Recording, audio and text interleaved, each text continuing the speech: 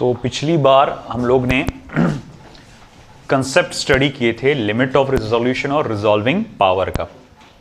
अब उसी से रिलेटेड एक बहुत इंपॉर्टेंट कॉन्सेप्ट है आपका रिजॉल्विंग पावर ऑफ माइक्रोस्कोप, और फिर उसके बाद रिजॉल्विंग पावर ऑफ टेलीस्कोप हम लोग देखने वाले हैं। थोड़ा आगे बढ़ने से पहले एक चीज़ बता दूं कि देखो, जिस माइक्रोस्कोप का लिमिट ऑफ रिजोल्यूशन कम से कम रहेगा, है ना, मैं कहूँगा मेरे पास दो माइक्रोस्कोप है। एक माइक्रोस्कोप है जिसका लिमिट ऑफ रिजोल्यूशन जो है वो 2 माइक्रोमीटर से, दूसरा माइक्रोस्कोप है उसका लिमिट ऑफ रिजोल्यूशन 1 माइक्रोमीटर से। तुमको क्या लगता है, तुम्हारे हिसाब से कौन सा माइक्रोस्कोप अच्छा है, पहले वाला कि दूसरे वाला? 1 माइक्रोमीटर, है ना, क्योंकि ये 1 माइक्रोमीटर डिस्टेंस तक के क्या करता है, लिमिट ऑफ उसकी जो है इमेजेस जस्ट रिजॉल्व बताता है। तो इतना समझ में आया कि भाई ये जितना लिमिट ऑफ रिजोल्यूशन कम होगा उतना रिजॉल्विंग पावर क्या होगा, ज़्यादा होगा। तो शुरुआत में एक बात याद रखना कि resolving power is inversely proportional to limit of resolution, या मैं इसको ऐसा भी कह सकता हूँ, resolving power is the reciprocal of limit of resolution. इसको आप ऐसा भी कह सकते हैं। अब इसी तहत मैं यहाँ पर एक माइक्रोस्कोप की स्टडी कर रहा हूँ। ओके, माइक्रोस्कोप में मेरे पास दो ऑब्जेक्ट्स हैं, O एंड O', और उसके सामने एक आपका लेंस है। देखो, हम लोग सिंपल माइक्रोस्कोप की बात कर रहे हैं। सिंपल माइक्रोस्कोप में सिर्फ एक ही लेंस होता है। तो यहाँ पर एक लेंस है। अब हम यहाँ से देखते हैं कि जो अगर मान लो कि ऑब्जेक्ट अगर सिर्फ ल्यूमिनस है, ल्यूमिनस ऑब्जेक्ट है, यानी उसकी खुद की चमक होगी, तो वो क्या करेगा, वहाँ से लाइट इमिट करेगा। हाँ, और अगर आपका ऑब्जेक्ट नॉन ल्यूमिनस है, यानी उसकी खुद की कोई चमक नहीं है, तो आपको क्या करना पड़ेगा, उस पर लाइट इंसिडेंट करना पड़ेगा। दरवाज़ा बंद करके आइए। उस पर लाइट इंसिडेंट करना पड़ेगा, फिर उससे लाइट टकरा के आएगी इधर लेंस के ऊपर, और फिर लेंस उसकी कोऑर्डिनेट करके उसकी रेज ऑफ लाइट को जमा करके एक इमेज बनाएगा आपको। तो देखो बेटा, इसी तरह से एक मैंने देखा है कि देखो, जो भी सिचुएशन हो, ऑब्जेक्ट O से रेज ऑफ लाइट निकली और फिर बाद में इस तरह से आई पर आ गई, है ना। अब जाहिर बात है, आप कहेंगे देखो सर, ये O जो है ना, O से जो रेज ऑफ लाइट बाहर निकली है, आई पे आई, और मैं देख सकता हूँ कि ये जो रेज ऑफ लाइट है इस प्रिंसिपल एक्सिस को बिल्कुल सिमेट्रिक है। जितना ऊपर गई इधर से, उतनी नीचे यहाँ से भी गई, और फिर उसने यहाँ पर इमेज बनाया। एक और मैंने यहाँ देखा रे ऑफ लाइट, एक और ऑब्जेक्ट देखा मैंने एक्चुअली, O', और मैं यहाँ से देखता हूँ कि देखो रे ऑफ लाइट यहाँ से भी बाहर निकली है। ये इस तरह से रे ऑफ लाइट बाहर निकली है यहाँ से और यहाँ से, और फिर वो बाद में यहाँ से कॉलिमेट होकर यहाँ पर आए, उसने अपना इमेज इधर बनाई। अब जब मैं मान लो यहाँ जब इमेजेस को देख रहा हूँ उस माइक्रोस्कोप में, तो मुझे ये इमेज जस्ट रिजॉल्व नजर आ रही है ना। ये क्या नजर आ रही है, जस्ट रिजॉल्व। अब अगर जस्ट रिजॉल्व नजर आ रही है तो मतलब ये जो रिंग आपको नजर आ रही है ना, आपको ये इमेजिन करके चलना है कि ये डार्क रिंग है ना। आपको याद है कि छोटे से पॉइंट ऑब्जेक्ट को मैं देखता हूँ, है ना, तो पहले पे सेंटर में क्या दिखाई देता है, एक ब्राइट सा बैंड, फिर बाद में क्या, एक डार्क कलर की रिंग। तो ये पहली डार्क रिंग है, वो ये पहली डार्क रिंग है। आप देख सकते हैं कि ये जो छोटा सा डॉट था, उसको जब मैंने यहां से देखा तो बीच में उसका ब्राइट बैंड है, डिस्क के फॉर्म में, उसको एरीज डिस्क कहा जाता है, और यहां उसकी एक डार्क रिंग है ना। और आप देख सकते हैं कि वो डार्क रिंग यहां से गुजर रही है, यहां से गुजर रही है। एक और बात, अब मैं जब इस ऑब्जेक्ट को देखता हूं तो उसका भी मैं देखूंगा सेंट्रल ब्राइट डिस्क है, एरीज डिस्क कहा जाता है जैसे, और फिर उसके बाद यहां एक डार्क रिंग है ना।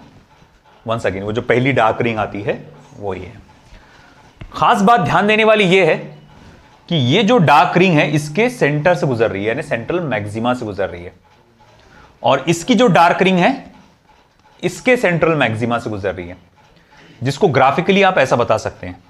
देखो, स्टेट बोर्ड में यही ग्राफ को उल्टा बताया हुआ है, मतलब ये पिक्स ऐसे आए हुए हैं, मगर उससे कोई खास फर्क नहीं पड़ता, मैं ऐसे भी बना सकता हूं। तो मैंने कहा कि देखो, ये इस रिंग का या इसका सेंट्रल मैक्सिमम, और इसका मिनिमम इधर आया, फर्स्ट मिनिमम। इस रिंग का सेंट्रल मैक्सिमम इधर आएगा, और इसका डार्क रिंग इधर, यानी फर्स्ट मिनिमम इधर आएगा। मैं कहूँगा अच्छा ऐसी सिचुएशन में क्या होता है, ऐसे कौन सी सिचुएशन में ऐसा होता है, तो बोले जब इमेज कैसी होती है बेटा, जस्ट रिजॉल्व। तो मतलब यहाँ जो भी इमेज बनी है वो इमेज कैसी बनी है, जस्ट रिजॉल्व, है ना। और मैं ये मान के चलूँगा कि यहाँ से लेकर यहाँ तक का जो डिस्टेंस है वो स्मॉल ए। अब एक छोटी सी कंट्रोवर्सी है, हर सिचुएशन में, हर किताब में जब आप पढ़ेंगे तो आपको ये जो angle subtended by the object, इस एंगल को 2 अल्फा बताया गया है। मतलब ये बोले ये क्या है सर, ये वाली सिचुएशन क्या है, ये यही रे डायग्राम को, इसी पार्ट को, इसी पोर्शन को, इतने पोर्शन को, है ना, इतने पोर्शन को उसने जूम करके बता दिया, बस जूम करके बता दिया। देखो ये ऑब्जेक्ट ओ है ना, ओ डैश, यहां पे ये रे ऑफ लाइट, अच्छा ये नाम तो देना ही भूल गया मैं, ए और ये बी, ये रे ऑफ लाइट जो ए पे जा रही है ना, और फिर ये रे ऑफ लाइट जो बी पे जा रही है ओ डैश से, फिर देखो ये ओ से रे ऑफ लाइट ए पे जा रही है, फिर ये बी पे जा रही है, इस तरह से। ये बीच वाली लाइन, इसको पॉइंट पी दे दिया उसने आगे नाम, इस तरह से आया समझ। और ये इन दोनों के बीच का डिस्टेंस जिसको मैं स्मॉल ए से रिप्रेजेंट करूंगा, इस तरह से हमको बताया गया। अच्छा ठीक है, चलो माना कि हमको इस तरह से यहां पर कैलकुलेशन, ये हमको ये डायग्राम यहां पर दिया हुआ है। अब देखो ये एंगल ट्वाइस अल्फा है, ये एंगल क्या है, ट्वाइस अल्फा है, यानी कि ये एंगल क्या होगा, अल्फा, और ये भी एंगल क्या होगा, अल्फा, जिसके कारण मैं कह सकता हूं कि ये एंगल भी अल्फा होगा और ये एंगल भी अल्फा होगा। बोले ये कैसा, देखो ये कैसा है कि ये लाइन और ये लाइन आपस में, जैसा ये लाइन आपस में परपेंडिकुलर है। अगर ये अल्फा एंगल से सरकती है तो ये वाली लाइन भी कितने एंगल से सरकेगी, अल्फा एंगल से। तो और इसी तरह से ये लाइन और ये लाइन भी आपस में परपेंडिकुलर है, तो जब ये लाइन आगे सरकेगी अल्फा एंगल से तो ये भी क्या आएगा, अल्फा आएगा। तो डायरेक्टली आप याद रखो उसको कि ये दोनों एंगल्स कैसे है बेटा, अल्फा है। अभी का फिलहाल आप डायरेक्टली याद रखो अल्फा है। मगर स्ट्रेट बोर्ड में एक गड़बड़ ये है कि कैलकुलेशन तो वो डायग्राम में 2 अल्फा उसको बताया हुआ है, मगर यहां पर उसको डायग्राम, इस पॉइंट को उसने 2 अल्फा बता दिया है, ये एंगल को 2 अल्फा बताया उसने। तो ये एक किस टाइप का एरर हो सकता है, प्रिंटिंग एरर हो सकता है, क्योंकि मैंने बहुत ज्योमेट्रिकली इसको जोड़ने की कोशिश किया कि कहीं ना कहीं से कुछ ना कुछ आता होगा उसका, मगर वो मुझे नज़र नहीं आया कि ये 2 अल्फा और वो एंगल अल्फा दोनों सेम हो सकते हैं, मुझे ऐसा कहीं नज़र नहीं आया। ठीक है, अब ऐसा है,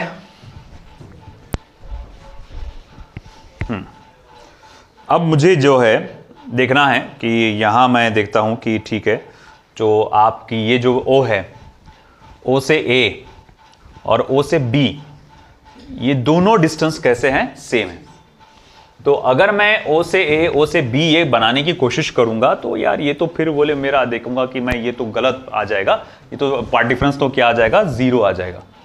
तो मैं ये O से इमर्ज होने वाली रेज ऑफ लाइट, O से इमर्ज होने वाली रेज ऑफ लाइट, उसकी मदद से पाथ डिफरेंस कैलकुलेट करना मेरे लिए कैसा है, मुश्किल है। मैं उससे पाथ डिफरेंस कैलकुलेट नहीं कर सकता। मगर मैं इस O डैश को अगर गौर से देखूं, O डैश को अगर मैं गौर से देखूं, देखो O डैश जो है A से वो नजदीक है और B से वो कैसा है, दूर है ना। देखिए O डैश है, ये B से कैसा है, दूर है, और A से कैसा है, नजदीक है। तो मैं कहूंगा अच्छा देखो यहां मैं देख सकता हूं कि ये रे ऑफ लाइट इसने शॉर्टर डिस्टेंस ट्रेवल किया है और यहां पर उसने लॉन्गर डिस्टेंस ट्रेवल किया है। तो मैं यहां पर पाथ डिफरेंस को, यहां पे मैं पाथ डिफरेंस को डेल्टा एक्स को लिख सकता हूं O dash B minus O dash A, है ना, क्योंकि देखो भाई ये लॉन्गर पाथ है और ये शॉर्टर पाथ है। अब अगर आपको निकालना है कि भैया कितना पाथ का फर्क है, तो आप क्या कैसे कैलकुलेट करते हैं, लॉन्गर पाथ में से आप क्या करेंगे, शॉर्टर पाथ को क्या करेंगे, माइनस करेंगे।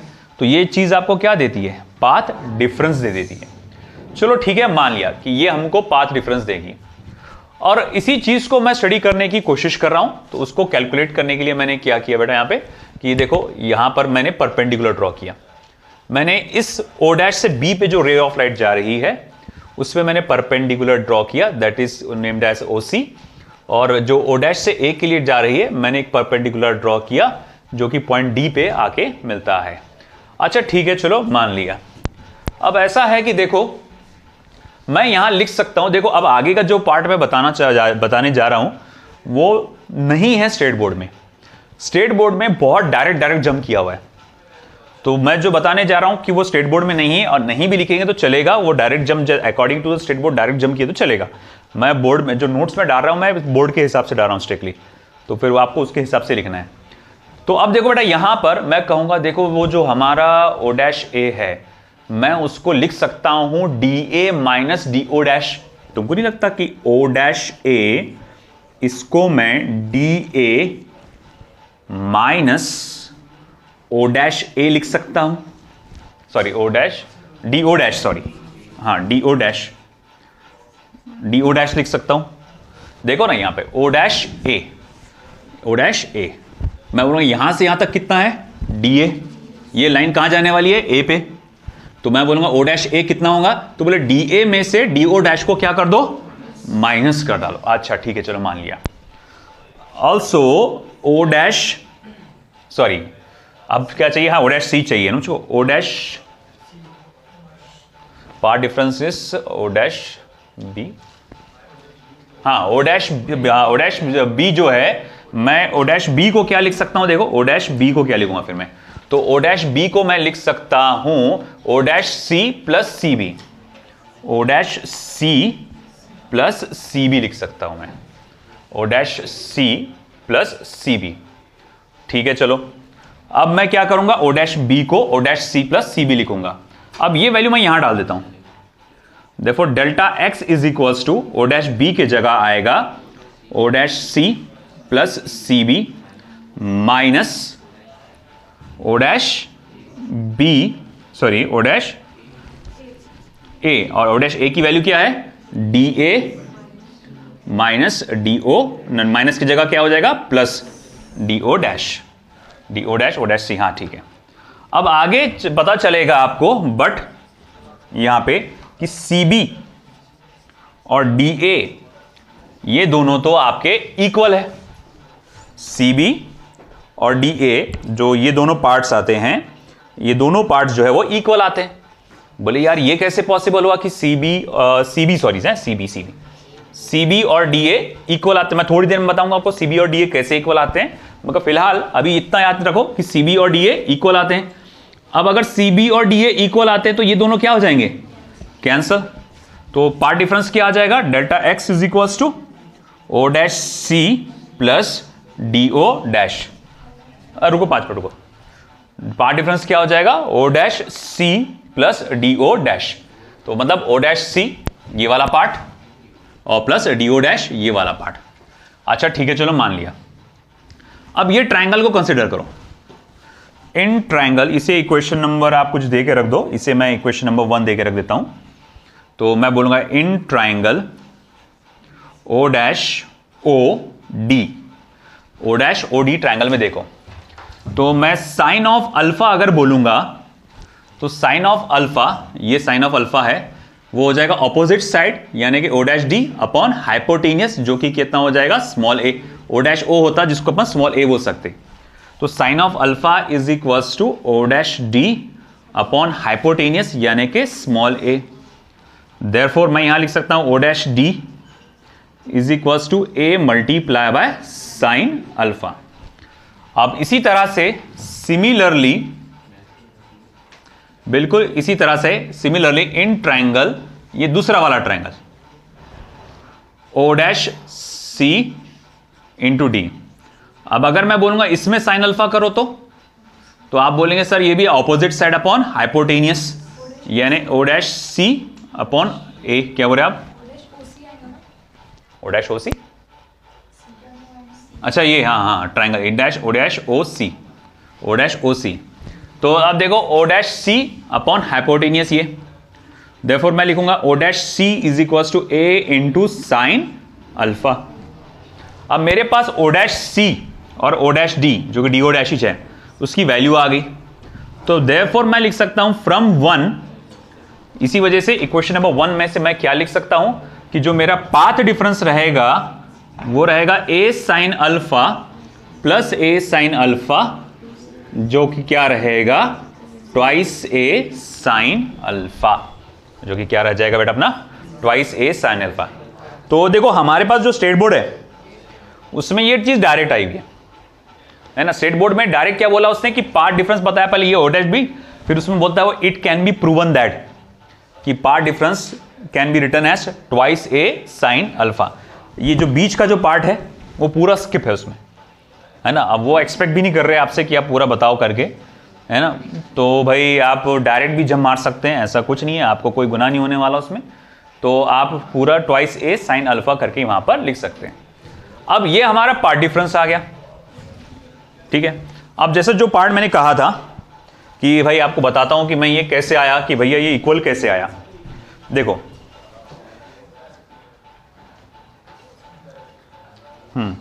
अब अगर मैं यहां पर डायग्राम बनाना पड़ेगा यार, उसके लिए मुझको फिर से एक काम करता हूं। देखो ये जो पार्ट है, ये वाला part CB is equal to DA कैसे आया, ये पूरा हुए बाद बता दूं, क्योंकि मुझे इस डायग्राम में बड़ी सी छेड़छाड़ करना पड़ेगा, और अगर मैं इसमें अभी बड़ी सी छेड़छाड़ करूंगा तो आगे का गड़बड़ हो जाएगा। तो इसीलिए अभी का रहने दे, मैं बस आखिरी में जब ये पूरा हो जाएगा रिजॉल्विंग पावर ऑफ माइक्रोस्कोप, तब मैं आपको बताऊंगा कि CB और DA कैसे आया था ये, ठीक है। अब देखो बेटा यहां पर हमारे पास पार्ट डिफरेंस आ गया ट्वाइस ए साइन अल्फा। अब क्या किया जाता है अक्सर इस माइक्रोस्कोप का रिजॉल्विंग पावर बढ़ाने के लिए हम लोग क्या करते हैं कि इस ऑब्जेक्ट और ऑब्जेक्टिव, ऑब्जेक्ट और ऑब्जेक्टिव, ऑब्जेक्टिव क्या होता है, माइक्रोस्कोप का वो लेंस जो कि किसके करीब है, आपके ऑब्जेक्ट के करीब है। तो वहां पर एक मटेरियल डाला जाता है, यहां पर इस रीजन में एक मटेरियल डाला जाता है। मान लो वो मटेरियल डाला गया जिसका रिफ्रैक्टिव इंडेक्स क्या है, आपका n है ना। म्यू ले सकते हैं, मगर यहां पर उसने n से रिप्रेजेंट किया स्टेट बोर्ड में, हमको वो लेना पड़ेगा, ठीक है, n है। जब रे ऑफ लाइट इस पर्टिकुलर मीडियम में ट्रैवल करेगी तो उसका जो वेवलेंथ होगा वो होगा लैम्बडा n। जब रे ऑफ लाइट इस पर्टिकुलर मीडियम में ट्रैवल करेगी तो उसका वेवलेंथ क्या होने वाला है बेटा, यहां पे लैम्बडा m। अब देखो यहां पे क्योंकि हम लोग ने यहां क्या देखा कि इस जगह पे क्या बना था, डार्क रिंग बना था, है ना। मतलब देखो रेज ऑफ लाइट यहां से इमर्ज हुए और यहां पर आई, तो मैं कहूंगा देखो ये जो पाथ डिफरेंस होगा, क्योंकि हम देखते हैं दूसरी रिंग का यहां क्या बना था, डार्क रिंग बना था। तो भैया ये और ये रे ऑफ लाइट के बीच में यहां से जो O से इमर्ज होकर आई इधर आई, और O डैश से इमर्ज होकर आई फिर इधर आई, है ना।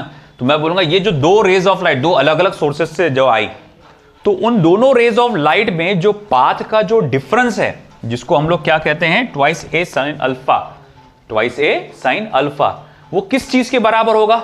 तो हमें इसके लिए याद करना पड़ेगा डिफ्रैक्शन पैटर्न का रूल। किसका, डिफ्रैक्शन पैटर्न का। अब डिफ्रैक्शन पैटर्न का रूल क्या कहता है कि भाई आप अगर मान लो कि आपका डिफ्रैक्शन के बाद कहीं पे अगर डार्क बैंड बन रहा है तो पार्ट डिफरेंस क्या रहेगा। तो देखो याद करो, डिफ्रैक्शन के लिए, इंटरफेरेंस के लिए नहीं, n lambda, lambda 2 lambda 3 lambda and so on. Dark ring के लिए, डार्क बैंड के लिए, ब्राइट बैंड के लिए नहीं। तो मैं बोलूंगा ठीक है, अगर मैं बात कर रहा हूं चलो नॉन ल्यूमिनस ऑब्जेक्ट की, मुझे स्टडी करना है अबाउट नॉन ल्यूमिनस ऑब्जेक्ट। इधर का पार्ट हुआ कि आपको लिखना, इसको रफ के अंदर लिखना अलग से, इधर लिखना पड़ेगा, मुझको जगह कम है। तो for non luminous object, non luminous object, अगर मैं नॉन ल्यूमिनस ऑब्जेक्ट के लिए बात करूं तो मैं यहां देखता हूं कि जो मेरा पाथ डिफरेंस है विच इज इक्वल्स टू, आप कहेंगे 2a sine alpha, 2a sine alpha. तो मैं ये देखता हूं कि ये जो है किस चीज के बराबर आता है, लैम्बडा n के बराबर आ जाता है ना। 1 लैम्बडा जो पार्ट डिफरेंस है वो किसके बराबर रहेगा, 1 लैम्बडा। 1 लैम्बडा बोले तो wavelength of light in this medium. मगर आप जानते हैं कि देखो n इज इक्वल्स टू क्या होता है, lambda in air upon lambda in medium. तो मैं यहां लिख सकता हूं therefore lambda n is equals to lambda by n। तो मैं कहां लिखूं अब आगे की चीज, लैम्बडा n की जगह मैं ये वैल्यू डालूंगा 2a sine alpha is equals to, ये हो जाएगा लैम्बडा अपॉन n। ये पार्ट हुआ कि आपका इधर का शुरू हुआ, ठीक है। 1 मिनट के लिए पॉज कर रहा मैं, आप लिख लो पहले वो पार्ट, ठीक है। तो देखो बेटा यहां पर हम लोग ने क्या देखा, twice A sine alpha is equal to lambda by n। तो फिर अगर ऐसा है तो मैं यहां लिख सकता हूं आगे कि therefore a equals to lambda upon 2n sine of alpha, lambda upon 2 times of n sine alpha. अब देखो ये जो है n sine alpha, n sine alpha, इसे कहा जाता है न्यूमेरिकल अपर्चर। इसे क्या कहा जाता है? Numerical aperture. देयरफॉर अब जो है a की वैल्यू जो है lambda upon 2 times of na करके आएगा, lambda upon 2 times of na। अब a क्या है? a है distance between two objects. Distance क्या है? Between two objects. अच्छा, इस पे इमेज क्या मिल रही है? Just result. तो डिस्टेंस बिटवीन टू ऑब्जेक्ट जिस पे इमेज आपको जस्ट रिजॉल्ट मिलती है वो कौन सा डिस्टेंस होता है? Limit of resolution. तो मतलब असल में ये जो a है वो आपका क्या है बेटा? लिमिट ऑफ रिजोल्यूशन है, जिसको आप लिख सकते हैं lambda upon 2 times of na। अगर ऐसी बात है तो फिर रिजॉल्विंग पावर क्या होगा? उसका रेसिप्रोकल होता है, तो 2 times of na upon lambda, या जिसको आप लिख सकते हैं 2 times of n sine alpha upon lambda. ये हो गया रिजॉल्विंग पावर ऑफ माइक्रोस्कोप। ठीक है, अब ये जो रिजॉल्विंग पावर ऑफ माइक्रोस्कोप है ये फॉर नॉन ल्यूमिनस ऑब्जेक्ट है। किस चीज के लिए बेटा? ये नॉन ल्यूमिनस ऑब्जेक्ट के लिए। अब अगर मुझे ल्यूमिनस ऑब्जेक्ट के लिए निकालना रहा तो क्या? ट्राई, ऊपर देखता हूं ट्राई करके। तो फॉर ल्यूमिनस ऑब्जेक्ट आप देखेंगे ट्वाइस ए साइन अल्फा जो होता है वो comes out to be 1.22 lambda n। ये कैसे आया? ये 1.22 कहां से आया? ये एबिस थ्योरी करके है, ये आपको नहीं है डिटेल में स्टडी इसका, बस आपको नाम आया है इसका, एबिस थ्योरी। तो एबिस थ्योरी में आपको ये बताया जाता है कि भैया अगर ल्यूमिनस ऑब्जेक्ट है तो ये जो इक्वलिटी आती है, कांस्टेंट प्रोपोर्शनैलिटी साइन वैल्यू आती है वो 1.22 आती है। तो वंस अगेन मैं कहूंगा a की वैल्यू फिर क्या हो जाएगी? तो 1.22 लैम्बडा n अपॉन आपका 2 times of n, lambda n नहीं, लैम्बडा ले लेता हूं मैं, तो 2 times of n sine alpha, है ना? वही हुआ जो पहले था, बस इतना हुआ कि यहां पर 1.22 जुड़ गया पर लैम्बडा n के साथ। तो फिर आप बोलेंगे रिजॉल्विंग पावर क्या हो जाएगा? तो वो हो जाएगा 2 टाइम्स ऑफ न्यूमेरिकल अपर्चर, ये n sine alpha numerical aperture होता है, अपॉन 1.22 टाइम्स ऑफ लैम्बडा। तो ये हो जाएगा resolving power of the microscope. आया समझ में आपको? तो ये इस तरह से हम लोग ने देखा कि आपको नॉन ल्यूमिनस और ल्यूमिनस के लिए कैलकुलेट किए।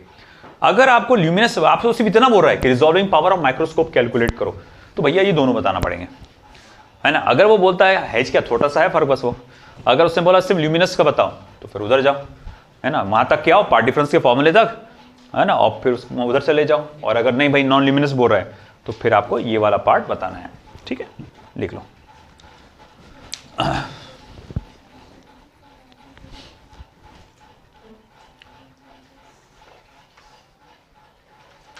उधर का डायग्राम हो गया सभी का? हाँ, ठीक है, ये डायग्राम हो गया ना सभी का?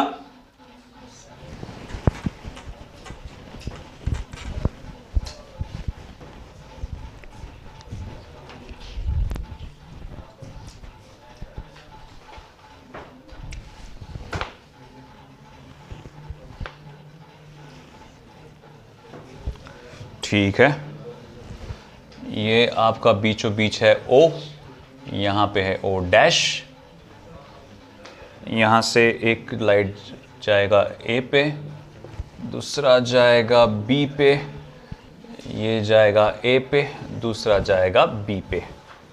ठीक है, ये बताया परपेंडिकुलर इस पे मैंने, जिसको नाम दिया गया था C, इसको पीछे खींच के इस पे परपेंडिकुलर बनाया, जिसको नाम दिया गया था D।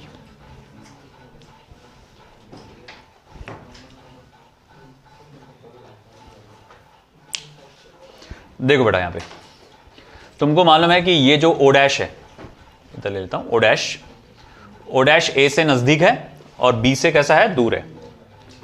और OA और OB तो भैया वो हम लोग कहेंगे कैसे हैं, सेम ही है। अब अगर ऐसा है कि जब मैं इसको पीछे की तरफ एक्सटेंड करता हूं और इसके ऊपर परपेंडिकुलर बनाता हूं, तो ये O डैश D क्या होता है, ये पार्ट डिफरेंस हो जाता है हमारे लिए। तो मतलब ऐसा है कि अब अगर मैं D से गिनूंगा A का डिस्टेंस और D से गिनूंगा मैं B का डिस्टेंस, तो अब वो सेम आने वाला है। तो मैं यहां लिखूंगा D A is equals to, यहां पर आ जाएगा आपका डी बी। ठीक है, इसी तरह से मुझे मालूम है, देखो ओ से बी नजदीक है और ओ डैश से वो दूर है, मगर मैंने क्या किया, यहां पर से इसको ऐसा बना दिया मैंने परपेंडिकुलर। अगर परपेंडिकुलर बनाऊंगा तो ओ डैश सी क्या रिप्रेजेंट करता है, पाथ डिफरेंस। तो इसका मतलब ओ से बी और सी से बी कैसा है आपका, सेम है। तो once again C B is equals to, फिर आपका क्या हो जाएगा, O B. C B is equals to O B. एक मिनट, जस्ट मिनट, मेरे से कुछ गलत हुआ हो। D A is equals to O A, हाँ D O is equals to O A है वो, सॉरी वही तो बोलूं, गड़बड़ क्या हो, डी बी क्यों लिखा मैंने। D A is equals to O A, है ना। आपने क्या करे, देखिए ये नजदीक है और ये दूर है, तो मैंने उसको पीछे एक्सटेंड किया, यहां से परपेंडिकुलर बनाया, तो मैं बोलूंगा अब यहां से ये डिस्टेंस और यहां से ये डिस्टेंस सेम आएगा। तो D A is equals to O A, और फिर उसके बाद हुआ आपका यहां पर इसी तरह से परपेंडिकुलर बनाया, तो O B is equals to C B. मगर मैं ये जानता हूं, शुरू में मैंने आपको स्टार्टिंग में बोला था कि देखो ये पॉइंट ओ इसके बीचों बीच आ रहा है, तो ओ से ए तक का डिस्टेंस और ओ से बी तक का डिस्टेंस कैसा है, सेम है। तो मैं बोलूंगा ओ ए इज इक्वल्स टू क्या होगा, ओ बी। तो जिसके कारण मैं क्या लिख सकता हूं, D A is equals to C B. वही पॉइंट आया यहां पर, देखो D A is equals to C B, जिसकी वजह से ये पूरा कैंसिलेशन हुआ। तो देखो भैया ये पूरा इस तरह से है, एक एक चीज क्यों क्या क्या कैसा है करके, सिवाय एक चीज जो तुमको डायरेक्ट आई थी, वो था ये 1.22 वाला पार्ट, है ना, एबिस थ्योरी की वजह से, वो तो डायरेक्ट है, उसमें नहीं कर सकता मैं। बाकी ये पूरा इसमें आ चुका है। बोर्ड एग्जामिनेशन में आप यहाँ पर लिख सकते हैं पार्ट डिफरेंस के बारे में, जो मैंने बताया था आपको पहले। फिर उसके बाद डायरेक्टली 2 sin अल्फा पे आप 2a sin अल्फा पे जंप कर सकते हैं, फिर वहाँ से कंटिन्यू कर सकते हैं। मगर बीच में थ्योरी आएगी, एकदम ही डायरेक्ट नहीं जंप होगा, और वो थ्योरी कैसा आएगा वो थ्योरी मैं नोट्स में डाल चुका हूँ। ठीक है, कल तक के इंशाल्लाह आपको नोट्स मिल जाएगी। लिखो, उसके बाद टेलीस्कोप है। चलिए बेटा, ये बहुत आसान है यहाँ पे। अब यहाँ पर हमको रिजॉल्विंग पावर ऑफ टेलीस्कोप देखना है। पिछले केस में भी हम लोग ने रिजॉल्विंग पावर देखा था, तो अगर आपको याद होगा माइक्रोस्कोप वाले मामले में अगर आपको रिजॉल्विंग पावर बढ़ाना है तो twice into normal numerical aperture, यानी कि ट्वाइस n sin अल्फा। अगर वो ल्यूमिनस ऑब्जेक्ट है तो जस्ट लैम्बडा, और नॉन ल्यूमिनस ऑब्जेक्ट है तो जस्ट लैम्बडा, और अगर ल्यूमिनस ऑब्जेक्ट है तो 1.22 लैम्बडा। अब इसमें एक बात चीज समझ में आ रही है कि हमारा जो रिजॉल्विंग पावर होता है वो वेवलेंथ ऑफ लाइट को इनवर्सली प्रोपोर्शनल होता है। तो देखो जनरली जो आपके लेबोरेटरी होते हैं, जो पैथोलॉजिकल लेबोरेटरीज होती है ना, आप आगे जाके जब डॉक्टर्स बनेंगे तो आई थिंक शायद से उसका कुछ कोई आपको आएगा कुछ सब्जेक्ट में, तो आप देखेंगे भाई वहाँ पर आप जब माइक्रोस्कोप के अंदर स्टडी करते हैं तो वो लोग फोकस रखते हैं अलग अलग कलर ऑफ लाइट का। उसमें आपको अक्सर देखेगा ब्लू कलर ऑफ लाइट का फोकस रखा जाता है। क्यों? इसलिए क्योंकि ब्लू कलर की लाइट का वेवलेंथ सबसे कम होता है ना। वेवलेंथ सबसे कम होगा तो रिजॉल्विंग पावर सबसे ज्यादा होगा। अब ऐसा है कि ठीक है, हम जब स्टार्स की बात करते हैं, जब हम लोग एस्ट्रोनॉमी में टेलीस्कोप की मदद से स्टार की स्टडी करते हैं, अब स्टार तो ल्यूमिनस ऑब्जेक्ट ही है, और अगर कोई स्टार नॉन ल्यूमिनस है उसका कुछ नहीं कर सकते अपन, है ना। नहीं तो आप बोलेंगे सर वो बहुत दूर कोई गैलेक्सी है, वहाँ पर एक नॉन ल्यूमिनस है स्टार है, हम उसको स्टडी करना चाहते हैं, तो बेटा तू छोड़ यहाँ से लाइट उस पर। वो पता चला कि वो लाइट को पहुँचने के लिए वो 1 लाख साल लग गए, फिर टकरा के, हाँ लाइट यस, फिर बाद में वो 1 लाख साल और लगाएगा तुम्हारे माइक्रोस्कोप तक पहुँचने के लिए या टेलीस्कोप तक पहुँचने के लिए। तुम क्या तो वेट करेंगे क्या? नहीं, तो भाई टपक जाएंगे। तो भैया अब सिंपली सिचुएशन क्या है, अब जब आप बात करते हैं टेलीस्कोप की तो वी स्टडी ल्यूमिनस ऑब्जेक्ट, है ना। तो ऑफ कोर्स ये देखो, मान लो कि 2 डिस्टेंट स्टार है, पहले कोई एक स्टार था इधर और कोई एक स्टार यहाँ है, S1 एंड S2, बहुत दूर है। अब जब बहुत दूर है तो रेज ऑफ लाइट जो आ रही होगी ऑलमोस्ट कैसी आ रही होंगी? पैरेलल। तो ये स्टार से S1 स्टार से जो रेज ऑफ लाइट आई होगी इस तरह से पैरेलल आई होगी और उसने यहाँ पर इमेज बनाया होगा, है ना। S2 स्टार से फिर रेज ऑफ लाइट इस तरह से आई होंगी, फिर उसने इमेज यहाँ पर बनाया होगा, आई डैश सॉरी, ठीक है। फिर जब मैं देखता हूँ कि भाई ठीक है, जब इमेजेस को मैं देखता हूँ तो उनके ग्राफ को ऐसा ड्रॉ किया मैंने, इससे साफ समझ में आ रहा है कि देखो भैया ये स्टार का सेंट्रल मैक्सिमा और दूसरे देखो इधर ध्यान से, ये स्टार का सेंट्रल मैक्सिमम दूसरे स्टार के फर्स्ट मिनिमम से कोइंसाइड हो रहा है। ये स्टार का सेंट्रल मैक्सिमम दूसरे स्टार के फर्स्ट मिनिमम से कोइंसाइड हो रहा है, मतलब इसने कौन सी इमेज दिया आपको, जस्ट रिजॉल्व इमेज। तो ये आपको क्या दे रहा है, जस्ट रिजॉल्व इमेज, ठीक है। और मैं यहां देखता हूं कि ठीक है, ये जो आपका लिमिट ऑफ रिजोल्यूशन है थीटा, हम देखते हैं डायरेक्टली प्रोपोर्शनल होता है लैम्बडा को और इनवर्सली प्रोपोर्शनल होता है डायमीटर को। Limit of resolution not resolving power, है ना। तो डायरेक्टली प्रोपोर्शनल होता है लैम्बडा को, इनवर्सली प्रोपोर्शनल होता है डायमीटर को। अब ऐसा है कि constant of proportionality comes out to be 1.22, क्योंकि एक ल्यूमिनस ऑब्जेक्ट है ना। एबिस थ्योरी के हिसाब से ये 1.22 आएगा वहाँ पे। This is the formula for limit of resolution. तो रिजॉल्विंग पावर क्या रहेगा आपका, it is the reciprocal of limit of resolution. Therefore, resolving power of the telescope comes out to be d upon 1.22 times of lambda. तो 10 इतना आसान है वो आपका रिजॉल्विंग पावर ऑफ टेलीस्कोप, है ना। हम ये देखते हैं कि उसका फॉर्मूला आता है d अपॉन 1.22 लैम्बडा। यानी अगर आपको टेलीस्कोप का रिजॉल्विंग पावर बढ़ाना है तो आप क्या करिए, डायमीटर को बड़े से बड़ा कीजिए, है ना, और वेवलेंथ को कम से कम। तो इसीलिए जो बड़े बड़े टेलीस्कोप्स होते हैं आप देखते हैं ये बड़े बड़े डायमीटर्स के होते हैं, जो कहा जाएगा, आपने देखा होगा ऑब्जर्वेटरी कहा जाता है वो, है ना, कुछ बेंगलोर में कहीं तो भी एक है ना, वहाँ पर एक पूरा डोम में छत पर ऐसा बनाया गया एक बड़ा सा मिरर लगा हुआ है, वहाँ पर रिफ्लेक्टिंग टाइप ऑफ टेलीस्कोप है। जब रे ऑप्टिक्स पढ़ाऊंगा मैं आपको तो उसके बारे में बताऊंगा। तो वहाँ एक रिफ्लेक्टिंग टाइप, वहाँ पर मिरर होता है, ऑब्जेक्टिव लेंस की जगह मिरर होता है। क्योंकि मसला क्या है, जब आप डायमीटर बढ़ाते हैं लेंस का तो उसका थिकनेस भी बढ़ता रहता है, और जैसे जैसे थिकनेस बढ़ेगा लाइट का आपका एब्जॉर्प्शन बढ़ जाता है। तो इसी वजह से यहाँ पर हम लोग क्या करते हैं, मिरर का इस्तेमाल करते हैं, वहाँ पर रिफ्लेक्टिंग टाइप ऑफ टेलीस्कोप का इस्तेमाल करते हैं। तो जितना ज़्यादा बड़ा डायमीटर उतना फायदे में, हालांकि डबल फायदा है, रिजॉल्विंग पावर भी बढ़ता और अपना मैग्नीफाइंग पावर भी बढ़ जाता है इससे। ठीक है, चलो लिख लो, कॉपी कर लो।